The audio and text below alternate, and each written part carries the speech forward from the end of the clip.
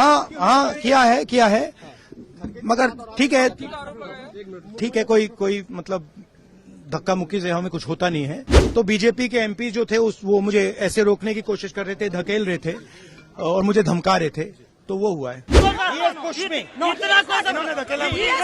नमस्कार, मैं शालिनी और आप देख रहे हैं द न्यूज 15।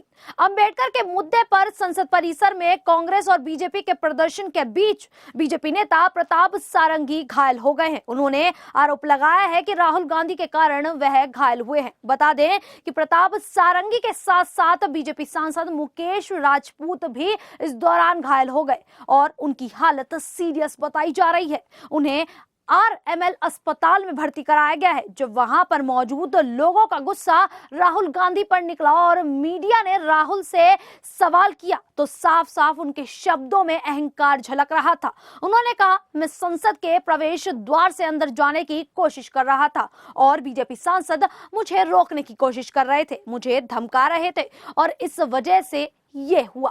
ये संसद का प्रवेश द्वार है और हमारा अंदर जाने का अधिकार है। मुख्य मुद्दा ये है कि वो संविधान पर आक्रमण कर रहे हैं। देखिए। नहीं, देखिए, मैं पता नहीं आपके, शांत हो जाए, आपके कैमरा में होगा, ये पार्लियामेंट की एंट्रेंस है, इसमें मैं अंदर जाने की कोशिश कर रहा था तो बीजेपी के एमपी जो थे वो मुझे ऐसे रोकने की कोशिश कर रहे थे, धकेल रहे थे और मुझे धमका रहे थे, तो वो हुआ है। बस।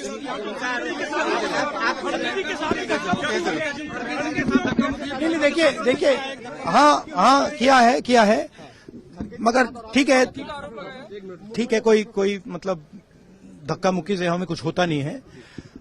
मगर ये एंट्रेंस है पार्लियामेंट हाउस की और हमारा अधिकार है अंदर जाने का और बीजेपी के जो मेंबर्स हैं वो हमें अंदर जाने से रोक रहे थे। सेंट्रल इशू है जो आप लोग मांग कर रहे हैं अमित शाह के रेजिग्नेशन। नहीं, सेंट्रल इशू है कि ये कॉन्स्टिट्यूशन पर आक्रमण कर रहे हैं और जो अंबेडकर जी की मेमोरी है उसका अपमान कर रहे हैं। तो आपने देखा कि किस प्रकार राहुल गांधी ने ये खुद माना कि धक्का उनसे लगा है, लेकिन अपनी गलती मानने की बजाय वो बीजेपी नेता प्रताप सारंगी के साथ बर्बरता के साथ पेश आए और ये भी कहा कि मुख्य मुद्दा ये नहीं बल्कि संविधान है। जानकारी के लिए आपको बता दें कि अमित शाह के एक बयान को लेकर विपक्ष यह विरोध कर रहा है। इसके साथ ही कांग्रेस ने अमित शाह का इस्तीफा मांगा है और इस पर बीजेपी ने कांग्रेस को पोस्टर से जवाब दिया है। गिरिराज सिंह ने कहा कि बाबा साहब के अपमान में कांग्रेस सबसे बड़ी पापी है। वहीं इस दौरान बीजेपी नेता प्रताप सारंगी घायल हो गए और उन्होंने दावा किया है कि राहुल गांधी के धक्का देने के कारण ऐसा हुआ। देखिए।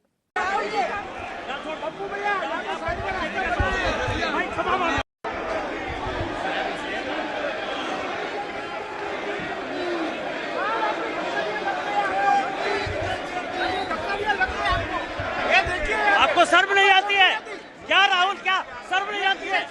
क्या शर्म नहीं आती है? गुंडागर्दी करते हो, बूढ़े को गिरा दिया जाता है। इतना गुंडागर्दी करते हो।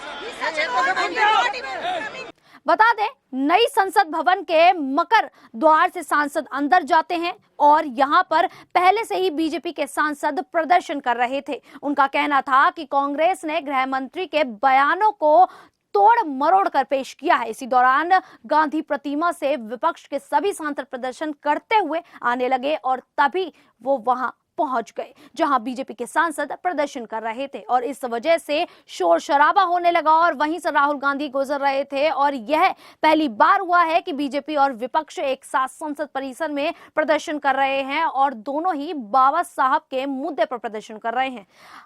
अमूमन ऐसा ही होता है कि कभी विपक्ष प्रदर्शन करता है और कभी सत्ता पक्ष प्रदर्शन करता है, लेकिन आज बाबा साहब के मुद्दे पर दोनों ही पक्ष साथ में विरोध कर रहे हैं। प्रदेश यहां पर जिस तरीके से प्रदर्शन के दौरान उपजे तनाव के बाद कांग्रेस सांसद विरोध करते हुए मकर द्वार पर चढ़कर संसद में भारी हंगामा करने लगे, इसी वजह से अफरा तफरी का माहौल बन गया। इसी दौरान प्रताप सारंगी को राहुल गांधी से धक्का लग गया और उन्हें अस्पताल ले जाया गया है। उनकी स्थिति को गंभीर बताया जा रहा है। प्रताप सारंगी ने कहा, राहुल गांधी ने एक सांसद को धक्का दिया जो मेरे ऊपर गिर गया। संसद भवन के मकर द्वार पर ही प्रदर्शन हो रहा है। बीजेपी के सांसद जमीन पर बैठे हुए हैं और कह रहे हैं कि कांग्रेस नेताओं ने हमेशा अंबेडकर का अपमान किया है। वहीं विपक्ष का कहना है कि मंगलवार को राज्यसभा में संविधान के 75 साल पूरे होने पर गृह मंत्री ने जो बात की है, उन्होंने बाबा साहब अंबेडकर का अपमान किया है। लेकिन जिस प्रकार प्रदर्शन के दौरान बीजेपी नेता